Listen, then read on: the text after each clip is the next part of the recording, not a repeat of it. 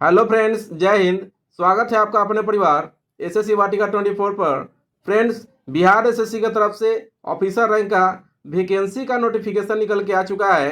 अवर संख्यांकी पदाधिकारी एवं प्रखंड संख्यांकी पदाधिकारी का ऑफिसर रैंक वाली पोस्ट है। तो इस जॉब को करने के बाद एक राजा की तरफ फीलिंग आने वाली है, क्योंकि यह पोस्ट लेवल 7 का पोस्ट है और सैलरी लगभग 80,000 के आसपास रहने वाली है। तो ऑफिसर बनने का अपॉर्चुनिटी खोना नहीं है और हर हाल में जमाने को ऑफिसर ही बन के दिखाना है। तो फ्रेंड्स, इस वैकेंसी से संबंधी क्वालिफिकेशन क्या रहने वाला है, एज क्या रहेगा, एज रिलैक्सेशन कितना मिलने वाला है, अप्लीकेशन फी क्या लगेगा, डॉक्यूमेंट्स क्या क्या लगेंगे। तो फ्रेंड्स, इस वैकेंसी में दो तरह के कैंडिडेट फॉर्म को फुलफिल करेंगे। एक तो जो पहले से ही इस विभाग में संविदा के तौर पे काम कर रहे हैं, अपना योगदान दे रहे हैं, तो इनको इस वैकेंसी में क्या क्या बेनिफिट मिलने वाला है, क्या क्या इनको लाभ मिलेगा वैकेंसी से संबंधी, इस पर डिस्कस करेंगे। और फ्रेशर को, जो फ्रेशर कैंडिडेट हैं, वो फ्रेशर कैंडिडेट जो फॉर्म को फुलफिल करेंगे तो उनको क्या हानि होने वाला है, इस पर भी डिस्कस करेंगे। और फ्रेंड्स, सैलरी से सभी कैंडिडेट को मोटिवेशन मिलता है कि इस विभाग में इस पोस्ट को हासिल करने के बाद, इस पोस्ट को अपना बनाने के बाद सैलरी जो मिलेगा वो लगभग 80,000 के आसपास मिलेगा। तो काफ़ी हैंडसम सैलरी है। तो इससे भी आप लोगों को काफ़ी मोटिवेशन मिलेगी, क्योंकि सैलरी अच्छी है तो मोटिवेशन भी उतना अच्छा होना चाहिए। तो फ्रेंड्स, ओवरऑल इसी बिंदुओं पे, इन्हीं सभी बिंदुओं पे डिस्कस करेंगे ताकि फॉर्म फिल करते समय आपके मन में किसी प्रकार का कोई डाउट न रहे। तो चलिए शुरू करते हैं। फ्रेंड्स, इस फॉर्म को फुलफिल करने के लिए जो डेट रखा गया है, ये ऑनलाइन डेट स्टार्ट होगा 1/4/2025 से। और एग्ज़ाम जो फ़ी है, एग्ज़ाम फ़ी पे करने का जो लास्ट डेट रखा गया है वो 19/4/2025 रखा गया है। और ऑनलाइन आवेदन करने का लास्ट डेट 21/4/2025 रखा गया है। Friends, age and age relaxation की बात करें तो सभी वर्ग के कैंडिडेट के लिए मिनिमम एज 21 वर्ष रखा गया है। और जनरल कैटेगरी के पुरुष कैंडिडेट के लिए मैक्सिमम एज 37 वर्ष रखा गया है। जनरल कैटेगरी के फीमेल कैंडिडेट के लिए 3 साल का यहाँ पे एज रिलैक्सेशन दिया जा रहा है। और पिछड़ा वर्ग बीसी एंड अत्यंत पिछड़ा वर्ग ईबीसी पुरुष एवं महिला कैटेगरी के लिए 40 वर्ष एज रखा गया है, जो कि 3 साल का इसमें एज रिलैक्सेशन ऐड करके दिया जा रहा है। अनुसूचित जाति एवं अनुसूचित जनजाति पुरुष एवं महिला कैंडिडेट के लिए 42 ईयर मैक्सिमम एज रखा गया है, जो कि 5 वर्ष का यहाँ पे एज रिलैक्सेशन दिया जा रहा है। तो जो फिजिकली हैंडीकैप कैंडिडेट हैं तो उनको 37 साल प्लस 10 साल यानी कि 47 वर्ष 10 साल का यहाँ पे उनको एज रिलैक्सेशन दिया जा रहा है। काफ़ी अच्छा खासा एज रिलैक्सेशन यहाँ पे आपको देखने को मिलेगा। तो अपना तैयारी बहुत ही अच्छे से करें, ताकि ये जॉब जो है बहुत ही अच्छा जॉब है और इस जॉब को करने के बाद एक किंग वाली फीलिंग आपको आएगी। फ्रेंड्स, अवर संख्यांकी पदाधिकारी एवं प्रखंड संख्यांकी पदाधिकारी का जो 682 पदों पे वैकेंसी निकली है, तो इसके लिए क्वालिफिकेशन क्या रहने वाला है। शैक्षणिक योग्यता मान्यता प्राप्त विश्वविद्यालय से अर्थशास्त्र यानी कि इकोनॉमिक्स, गणित, संख्यांकी, स्टैटिक्स में से किसी एक विषय से आप स्नातक किए हों, यानी कि इकोनॉमिक्स, मैथमेटिक्स और संख्यांकी यानी स्टैटिक्स, इन तीनों में से किसी एक सब्जेक्ट से अगर आप ऑनर्स किए हुए हैं तो आप इस फॉर्म को भरने के लिए एलिजिबल हैं। या फिर पास कोर्स के रूप में उक्त विषय से स्नातक की डिग्री या पूरक विषय सब्सिडरी के साथ स्नातक में डिग्री प्राप्त अभ्यर्थी भी उक्त पद हेतु योग्य होंगे। अगर आप इकोनॉमिक्स, गणित या स्टैटिक्स इन तीनों में से किसी एक से भी ऑनर्स नहीं किए हुए हैं, लेकिन अगर आपका सब्सिडरी पेपर इन तीनों में से कोई एक है, तो आप इस फॉर्म को भरने के लिए एलिजिबल हैं। फ्रेंड्स, कोटिवार पदों की विवरण देखते हैं। देखिए फ्रेंड्स, कोटिवार कोड भी यहाँ पे दिया गया है, जो कि जनरल कैंडिडेट के लिए 1 दिया गया है, अनुसूचित जाति के लिए 2 दिया गया है और अनुसूचित जनजाति के लिए 3 दिया गया है, अत्यंत पिछड़ा वर्ग के लिए 4 दिया गया है और पिछड़ा वर्ग के लिए 5 दिया गया है। पिछड़ा वर्ग की महिला कैंडिडेट के लिए 6 दिया गया है और आर्थिक रूप से कमजोर वर्ग के लिए 7 दिया गया है। तो जो आप फॉर्म को फुलफिल करेंगे तो फॉर्म भरते समय आपसे कोटि पूछा जाएगा, यानी कि आपका कास्ट पूछा जाएगा। तो कास्ट के रूप में आपको कोड डालना है, कास्ट नहीं डालना है, इसको ध्यान रखिएगा। जैसे कि आप अगर जनरल कैंडिडेट है तो 01 यानी कि 01 डालना होगा आपको, ना कि जनरल डालना होगा। ठीक है, तो ये कोड दिया गया है, कोड ही आपको डालना है। फ्रेंड्स, कोटिवार रिक्तियों की संख्या देखिए, जनरल कैंडिडेट के लिए 313 पोस्ट है, जिसमें से महिलाओं के लिए 35% रिजर्वेशन के अंतर्गत 110 पोस्ट महिलाओं के लिए है, और अनुसूचित जाति के लिए 98 पोस्ट है, जिसमें से 35% के अंतर्गत 34 सीट जो है महिलाओं के लिए रिजर्व है, और अनुसूचित जनजाति कैंडिडेट के लिए 7 पोस्ट पुरुष के लिए है और महिला के लिए 2 पोस्ट है। अत्यंत पिछड़ा वर्ग के कैंडिडेट के लिए, पुरुष कैंडिडेट के लिए 112 पोस्ट है, जिसमें से 39 पोस्ट महिला कैंडिडेट के लिए है, और पिछड़ा वर्ग के लिए 62 पोस्ट पुरुष कैंडिडेट के लिए है, जिसमें से 22 पोस्ट महिला कैंडिडेट के लिए रिजर्व है। आर्थिक रूप से कमजोर वर्ग के लिए 68 पोस्ट पुरुष कैंडिडेट के लिए, जिसमें से 24 पोस्ट महिला कैंडिडेट के लिए आरक्षित है।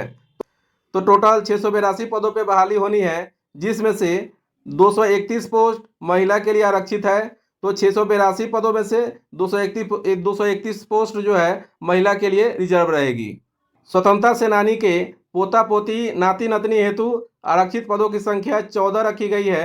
दिव्यांग अभ्यर्थियों हेतु आरक्षित पदों की संख्या जो दिया गया है, VI के लिए 7 पोस्ट है, DD के लिए 7 पोस्ट है, OH के लिए 7 पोस्ट है, और MD MUD के लिए 6 पोस्ट है।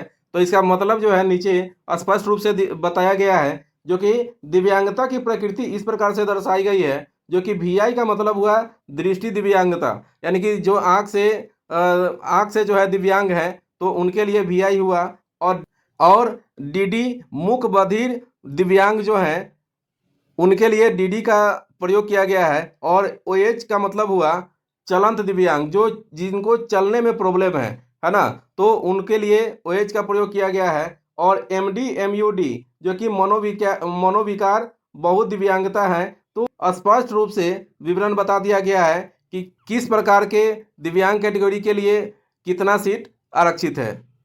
तो friends, category wise application fee क्या रहने वाला है, तो सामान्य वर्ग, पिछड़ा वर्ग, अत्यंत पिछड़ा वर्ग के पुरुष अभ्यर्थी के लिए 540 रुपये एप्लीकेशन फी रहने वाला है। अनुसूचित जाति, अनुसूचित जनजाति, बिहार के अस्थायी निवास के लिए 135 रुपये एप्लीकेशन फी रहेगा। सभी श्रेणी के दिव्यांग के लिए, जो कि अनुसूचित जाति अनुसूचित जनजाति के समान है, 135 रुपये रहेगा। सभी श्रेणी के महिलाओं के लिए, जो कि सिर्फ बिहार के अस्थायी निवासी होने चाहिए, तो उनके लिए 135 रुपये रखा गया है। और बिहार राज्य के बाहर के सभी श्रेणी के अभ्यर्थियों के लिए, जो कि पुरुष हो या महिला हो, तो सभी के लिए 540 रुपये एप्लीकेशन फी रहने वाला है। फ्रेंड्स, डॉक्यूमेंट्स क्या क्या लगने वाले हैं, तो डॉक्यूमेंट्स के लिए मैट्रिक का मार्कशीट और मूल प्रमाण पत्र लगेगा, और ग्रेजुएशन का मूल प्रमाण पत्र यानी कि ओरिजिनल सर्टिफिकेट और मार्कशीट दोनों लगेगा, और अनुसूचित जाति और अनुसूचित जनजाति का जाति प्रमाण पत्र लगेगा। अत्यंत पिछड़ा वर्ग और पिछड़ा वर्ग कैंडिडेट के लिए NCL सर्टिफिकेट लगेगा। आर्थिक रूप से कमजोर वर्गों के लिए EWS सर्टिफिकेट लगेगा, ताकि उन्हें 10% का रिजर्वेशन मिल सके। और अस्थायी आवासीय प्रमाण पत्र, यानी कि बिहार के कैंडिडेट हैं तो उनका अस्थायी आवासीय प्रमाण पत्र होना चाहिए।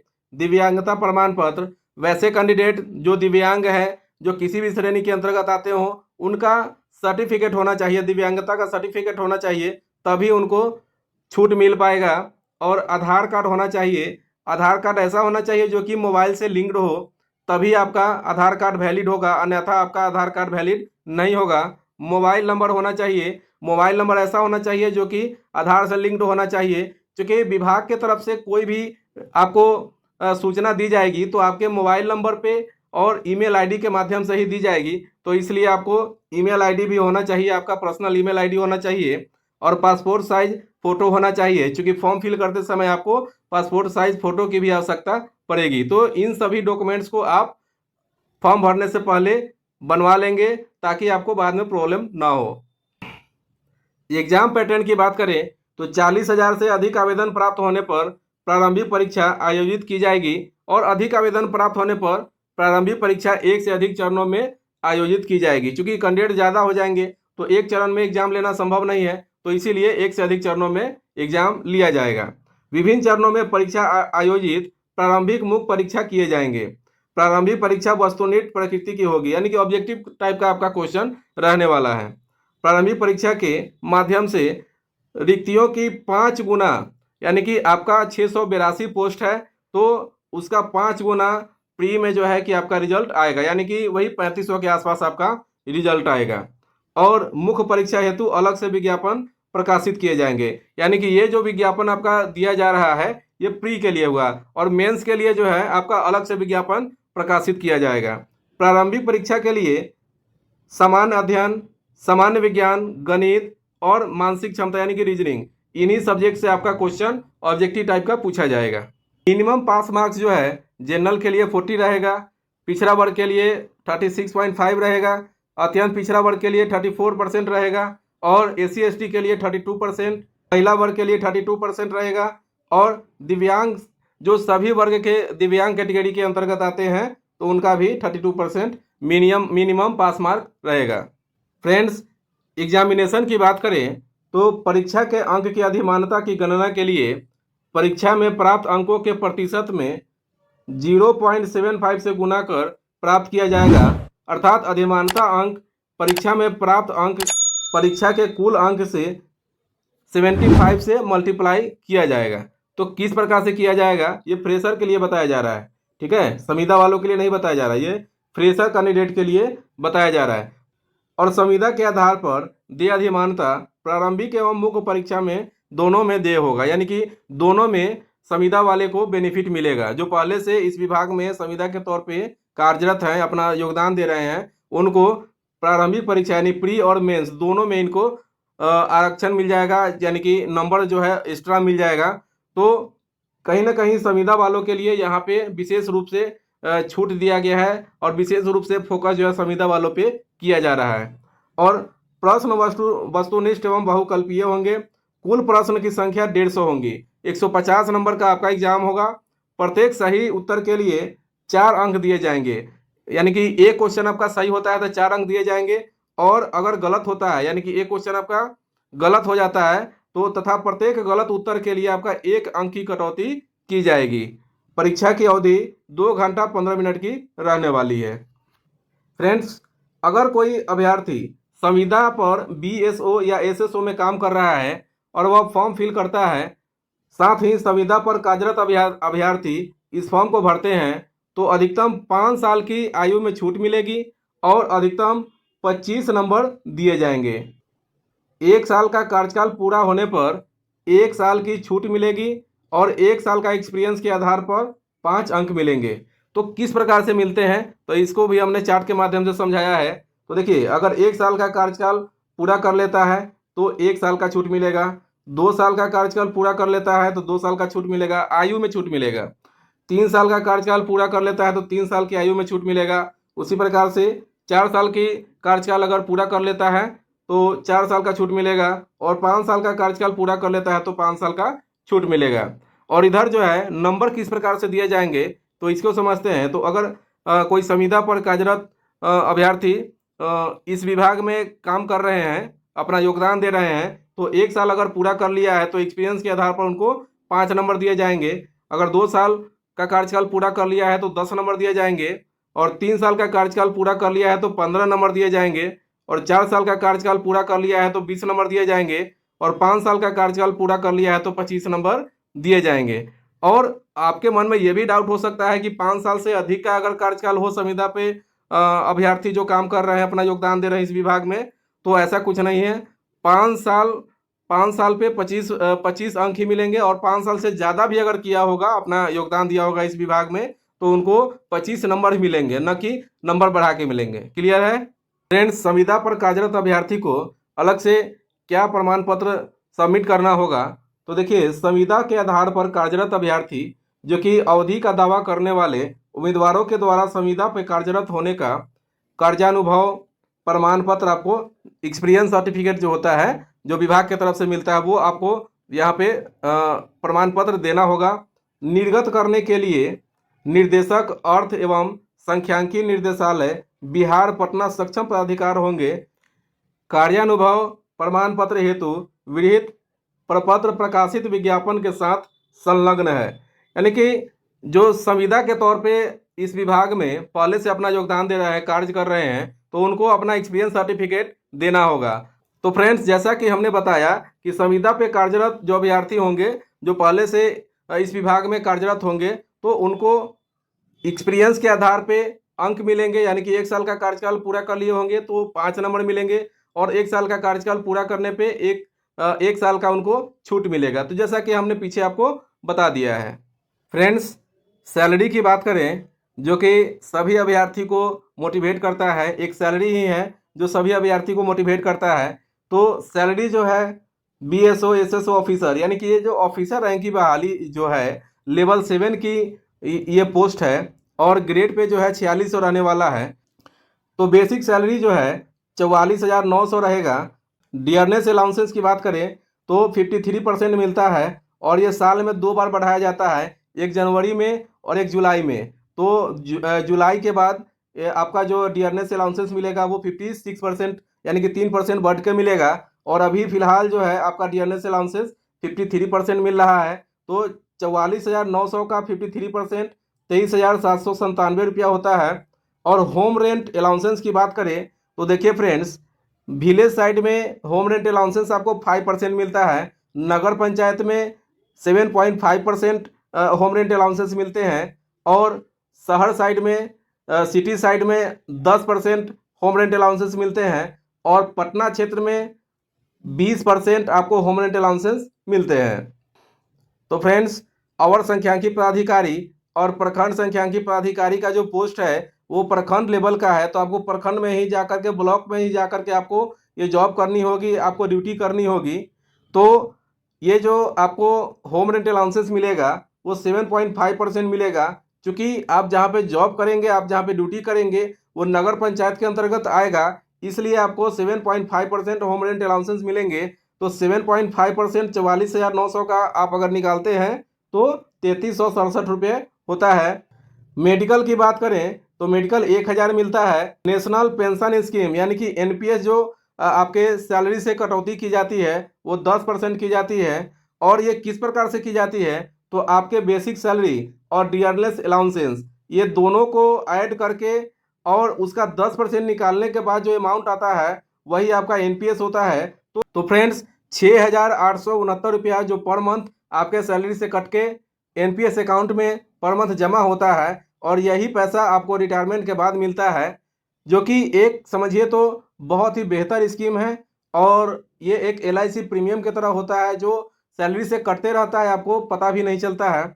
और देखिए फ्रेंड्स, सरकार की तरफ से 14% की अंशदान की जाती है आपके NPS अकाउंट में, जो कि आपका ये प्रॉफिट होता है। तो इस प्रकार से भविष्य के लिए प्रति माह जो आपका बचत हुआ, एक तो 6,869 रुपया और दूसरा 9,617 रुपया, टोटल 16,486 रुपया की आपको पर मंथ बचत होती है, जो कि रिटायरमेंट के बाद आपको मिलती है।